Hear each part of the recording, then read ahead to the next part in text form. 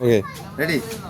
আসসালামু আলাইকুম। আমি এই মুহূর্তে কোঠালীপাড়ায় আছি। তো আমি কাজে আসার সময় একটু লক্ষ্য করলাম রাস্তার পরে একটু ভাই দেখান, এই যে রাস্তার পরে অসংখ্য প্যাকেট শুকা দেওয়া, এদিকে ঘুরানো এবার। তো আমি আসলে এদের কাছে জানতে চাইলাম, সাধারণভাবে আমরা ফল কিনতে এই প্যাকেটগুলো ব্যবহার করি, আপনাদের একটু দেখাই। এই প্যাকেটের ভিতর ব্যবহার করছে এরা শক্ত একটা কাগজ, যেটা ওয়েট হবে সর্বনিম্ন 50 গ্রাম বা 40 গ্রাম।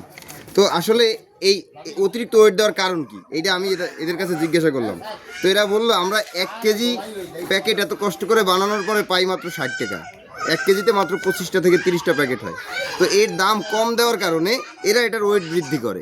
ফলশ্রুতিতে কি হয়, ভোক্তারা যারা পণ্য কেনে তারা এটায় মারাত্মকভাবে ক্ষতিগ্রস্ত হয়। 400 টাকার 1 কেজি ফল কিনলে এই প্যাকেটটার দাম আসে কয় টাকা?